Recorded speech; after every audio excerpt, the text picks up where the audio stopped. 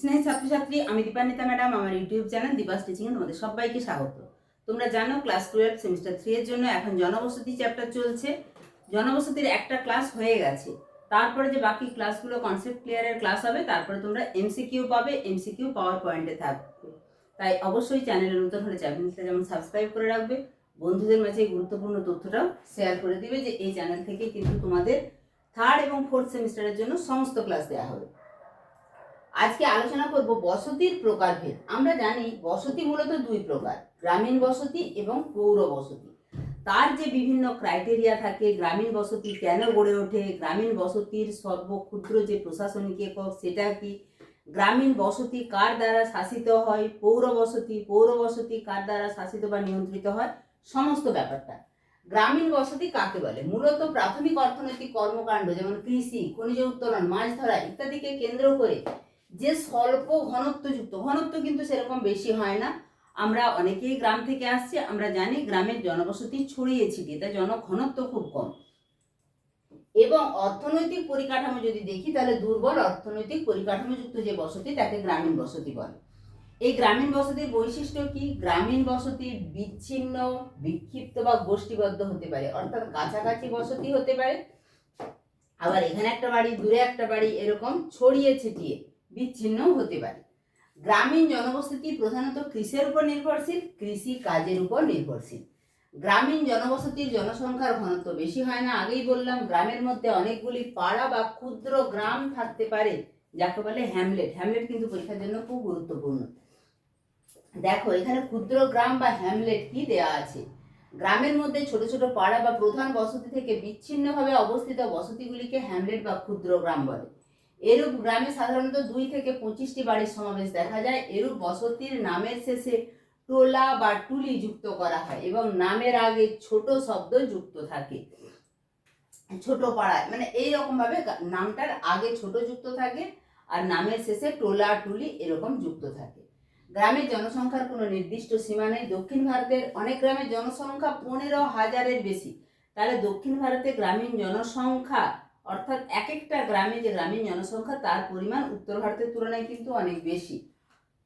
আদমশুমারি অনুযায়ী গ্রাম হলো সর্বনিম্ন প্রশাসনিক একক, যা একাধিক সমীক্ষিত হ্যামলেট বা ক্ষুদ্র গ্রাম নিয়ে গঠিত।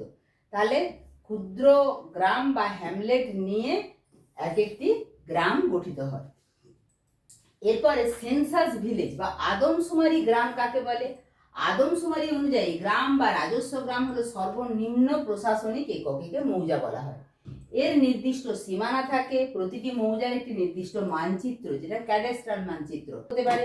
জনগণনা মৌজা ভিত্তিক করা হয়, গ্রাম ভিত্তিক নয়। এরপরে আমরা পৌর বসতির কিছু বৈশিষ্ট্য দেখে নেব, বিভিন্ন সহায়ক ও পরিষেবামূলক ক্রিয়াকলাপকে ভিত্তি করে। সেগুলো কি কি না, ধরো সেখানে স্কুল থাকবে, হসপিটাল থাকবে, আদালত থাকবে, অর্থাৎ সেখানে শিক্ষক, আইনজীবী, ডাক্তার, এই যে পরিষেবামূলক কাজকর্ম। এছাড়া বিভিন্ন যাদের কাছ থেকে আমরা সুযোগ সুবিধা পাই, মুদিখানা, সেলুন, মানে এই পরিষেবামূলক কাজ নিয়ে যে অধিক জনঘনত্ব, উন্নত রাস্তাঘাট, উন্নত জল নিকাশি ব্যবস্থা, আধুনিক বাসস্থান, পরিবহন যোগাযোগের সুবিধা, উন্নত জল সরবরাহ, উন্নত পয় প্রণালী ব্যবস্থা, নাগরিক স্বাচ্ছন্দ্য থাকবে, এই রকম এনভায়রনমেন্ট নিয়ে গড়ে ওঠা বসতিকে বলা হয় পৌর বসতি। এখানে একটি ছকে গ্রামীণ এবং পৌর বসতির পার্থক্য দেখানো হয়েছে। এটা যদি তোমরা পড়ো তাহলে গ্রামীণ এবং পৌর বসতি সম্পর্কে তোমরা সমস্ত বৈশিষ্ট্যগুলো জানতে পারবে। গ্রামীণ জনবসতি বিভিন্ন প্রাথমিক অর্থনৈতিক ক্রিয়াকলাপ যেমন কৃষিকাজ, মাছ আহরণ, বনজ সম্পদ সংগ্রহ, পশু শিকার ইত্যাদি বিষয়ের উপর নির্ভর করে গড়ে ওঠে। ক্রিয়াকলাপের ভিত্তিতে গ্রামীণ জনবসতির বৈশিষ্ট্য গড়ে ওঠে। কৃষিকাজের ভিত্তিতে কৃষি গ্রাম, বনজ সম্পদ আহরণের ভিত্তিতে বনভিত্তিক গ্রাম, মাছ আহরণের ভিত্তিতে মাছ ভিত্তিক গ্রাম গড়ে ওঠে।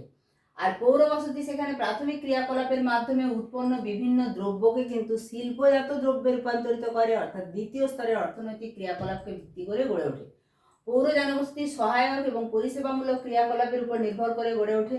বিভিন্ন রাজনৈতিক, সাংস্কৃতিক, সামাজিক, ধর্মীয়, বন্দর, অবসর বিনোদন, বাণিজ্য প্রভৃতি ক্রিয়াকলাপকে ভিত্তি করে পৌর বসতি গড়ে ওঠে। গ্রামীণ বসতির ধরন কেমন হয়? গ্রামীণ বসতি বিক্ষিপ্ত, বিচ্ছিন্ন বা রৈখিক বা গোষ্ঠীবদ্ধ হতে পারে। গোষ্ঠীবদ্ধ হতে পারে, রাস্তার ধার বরাবর দণ্ডাকৃতি হতে পারে, আবার বিচ্ছিন্নভাবে হতে পারে। সেখানে কিন্তু পৌর অঞ্চলে বসতিগুলি অর্থাৎ বাড়িগুলি পরস্পরের কাছাকাছি হয়, অর্থাৎ এখানে ঘন সংঘবদ্ধ ধরনের জনবসতি দেখা যায়। আবার কোনো কোনো জায়গায় দেখা যায় যে একদম ঘিঞ্জি অস্বস্তিকর বা অস্বাস্থ্যকর পরিবেশ। বসতির বিন্যাস, গ্রামীণ জনবসতির ঘরবাড়ির বিন্যাস, কাঠামোগত বৈশিষ্ট্য, নির্মাণ উপকরণ, স্থানীয় সামাজিক পরিবেশ এবং উপকরণের উপর ভিত্তি করে গড়ে ওঠে। সাধারণভাবে একতলা বিশিষ্ট বা মাটির বাড়ি হয়। সেখানে পৌর জনবসতির পরিকাঠামোগত বৈশিষ্ট্য কিন্তু একদম অন্যরকম। প্রায় সমস্ত বাড়ি ইট কাঠ সিমেন্টের এবং বাড়িগুলি হচ্ছে বহুতল বিশিষ্ট হয়।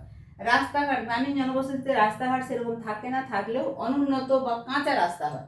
পৌর জনবসতিতে যেহেতু ব্যবসা বাণিজ্যের প্রাধান্য থাকে, এখানে সব ক্ষেত্রেই পাকা রাস্তা থাকে এবং রাস্তাগুলির মানও কিন্তু তুলনামূলক অনেক ভালো হয়। জনঘনত্ব, গ্রামের জনসংখ্যা কম বলে জনঘনত্ব কম, শহরে সেই তুলনায় জনসংখ্যা বেশি বলে জনঘনত্বও বেশি। জীবিকা, এখানে প্রথমে প্রাথমিক যে জীবিকা বললাম সেটা কৃষিকাজ, এছাড়া মাছ ধরা, খনিজ সম্পদ সংগ্রহ, বনজ সম্পদ সংগ্রহ ইত্যাদিকে কেন্দ্র করে গ্রাম গড়ে ওঠে, যেখানে কর্মসংস্থানের বেশি থাকে পৌর অঞ্চলে।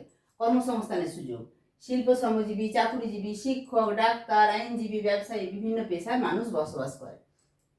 শিক্ষা এবং সংস্কৃতির কেন্দ্র, হয়তো গ্রামে বড় জোর একটা ধর্মীয় প্রতিষ্ঠান বা মন্দির মসজিদ ইত্যাদি থাকে, বা যেটা থাকে একটা স্কুল। সেখানে পৌর বসতি অঞ্চলে কিন্তু বহুবিধ শিক্ষা সংস্কৃতির চর্চা বা ক্ষেত্র দেখা যায়। যেমন কলকাতা মহানগরীর কথাই যদি বলি, সেখানে 3টি সাধারণ বিশ্ববিদ্যালয়, একটি প্রযুক্তি বিশ্ববিদ্যালয়, Indian statistical institute, Indian institute of management, বহু বেসরকারি সাধারণ প্রযুক্তি বিশ্ববিদ্যালয়, মহাবিদ্যালয় আর বিদ্যালয় তো অসংখ্য গড়ে উঠেছে। এছাড়া রবীন্দ্র সদন, নন্দন, মহাজাতি সদন, কলা মন্দির, একাডেমি অফ ফাইন আর্টস ইত্যাদি সাংস্কৃতিক প্রতিষ্ঠান গড়ে উঠেছে। শাসনতন্ত্র, গ্রামীণ জনবসতি সাধারণত স্বায়ত্তশাসিত পঞ্চায়েত ব্যবস্থা দ্বারা নিয়ন্ত্রিত হয়। সেখানে পৌর জনবসতি পৌরসভা বা মিউনিসিপ্যাল কর্পোরেশন দ্বারা শাসিত হয়। বিনোদন, গ্রামীণ জনবসতি অঞ্চলে বিনোদনের তেমন ব্যবস্থা নেই। পৌর জনবসতি অঞ্চলে কিন্তু সিনেমা হল, থিয়েটার হল, পার্ক, মিউজিয়াম, চিড়িয়াখানা প্রভৃতির সমন্বয়ে অসংখ্য বিনোদন ক্ষেত্র গড়ে ওঠে। এইরকম ভাবে আমরা প্রত্যেকটা জিনিস কিন্তু পরপর ক্লাসে দেখতে থাকবো। তারপর থাকবে এমসিকিউ, তারপর থাকবে এমসিকিউ পাওয়ার পয়েন্টে আলোচনা। এই সমস্ত জিনিসগুলো শুধু প্রতিদিনের 10 মিনিটের একটা করে ক্লাস দেখবে, তাহলে তোমাদের কাছে সমস্ত ব্যাপারটা ক্লিয়ার হয়ে যাবে। ঠিক আছে, দেখা হচ্ছে খুব তাড়াতাড়ি পরবর্তী উপস্থাপনার সঙ্গে। সবাই সুস্থ থাকবে, ভালো থাকবে। আবারও বলবো, চ্যানেলে নতুন হলে চ্যানেলটা সাবস্ক্রাইব করবে এবং বন্ধুদের মাঝে এই তথ্যটা শেয়ার করে দিবে। শুধু 3rd সেমিস্টার নয়, 4th সেমিস্টারের ক্লাসও কিন্তু কন্টিনিউয়াস দেওয়া হবে। ঠিক আছে।